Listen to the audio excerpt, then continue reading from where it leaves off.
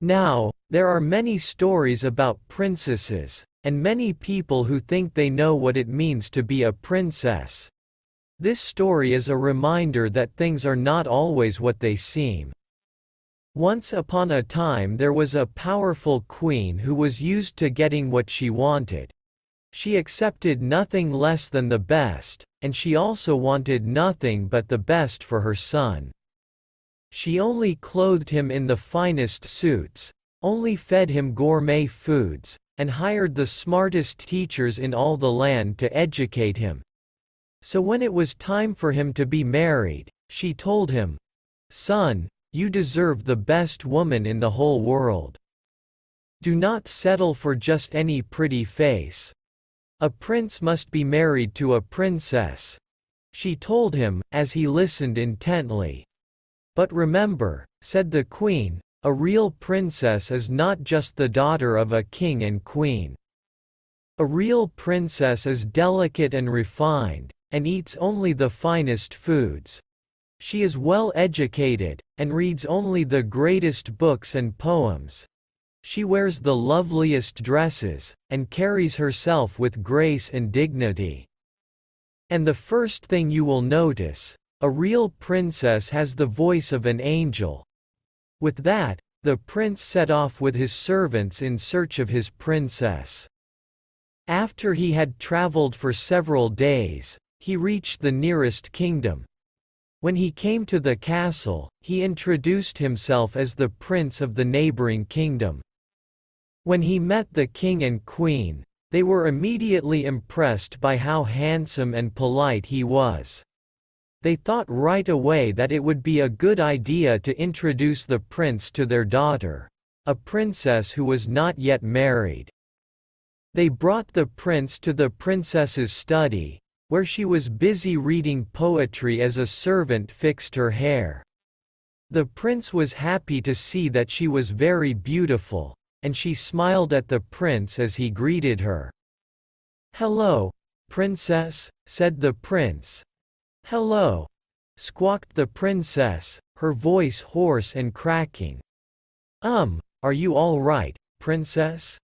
asked the prince. "Can I bring you a glass of water?"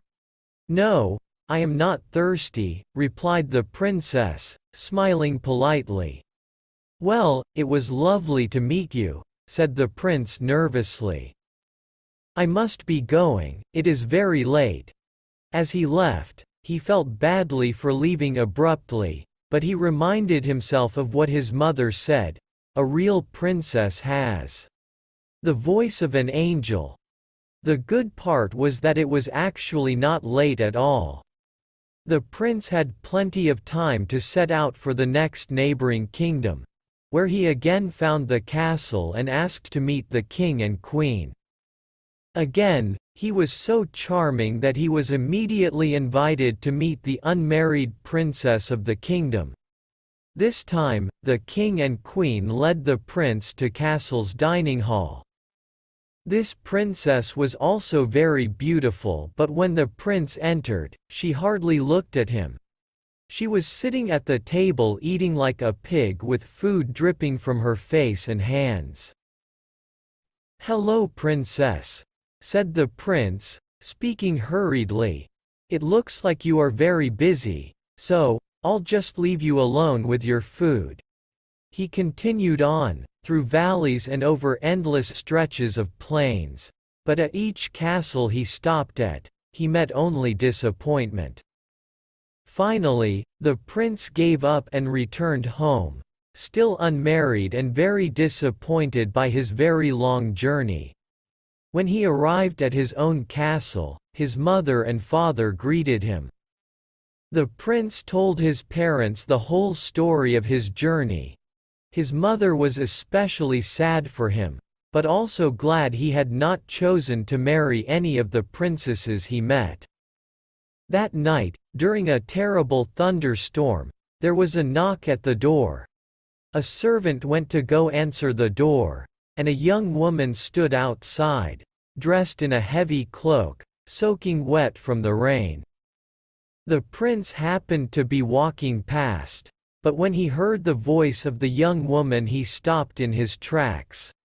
She explained to the servant, "My driver got lost in the rain and we saw the light from your castle.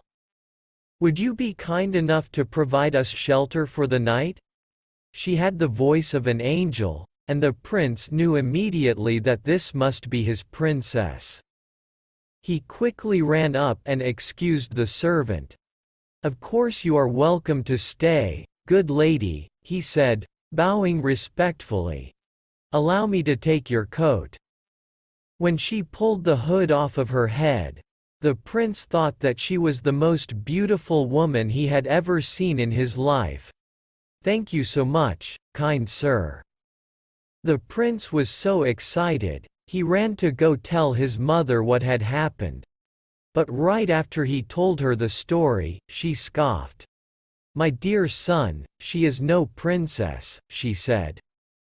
"What kind of a princess goes out in the rain, knocking on doors in the middle of the night? Shouldn't she have a servant for that?" She peeked out into the hall to get a look at the girl, and was appalled to see her with dripping wet hair and a muddy dress. "You see, she is no more than a common peasant." "But mother," argued the prince, "look at how she walks. I've never seen anything more graceful." The queen could see that her son had already fallen for the girl, so she quickly devised a plan to get rid of her. "All right, then, if you don't believe me, we will put her to a test. Tonight we will dress her bed with 10 of the softest, fluffiest, most luxurious feather mattresses in the castle. Then under the 10 mattresses, we will place a single, uncooked pea. If this pea disturbs her sleep, then we will know. Only a real princess would be delicate and refined enough to feel the pea." The prince didn't think that anybody would be able to feel the pea, but he also knew that his mother knew best. Besides, he thought, he didn't want to marry anything less than a real princess. So the queen ordered her servants to gather the best mattresses they could find, and bring them to the guest tower. She took a single pea, and put it right in the middle of the bed, and had the servant stack all the mattresses on top. Then the prince escorted the guest to her room, where she needed a ladder to get to bed. In the morning, the prince went to the dining hall, and peeked inside to get a look at his love. She looked terrible. She had dark circles under her eyes and was sipping a large cup of tea. "I am so tired," the princess told a servant. "Please do not tell the prince, but that bed is awful. I felt like there was a brick inside it. I did not sleep a wink all night. I am so tired." The prince rushed over to her side and knelt before her. "You are a true princess, aren't you? Please marry me and live here and I will get you any mattress you choose."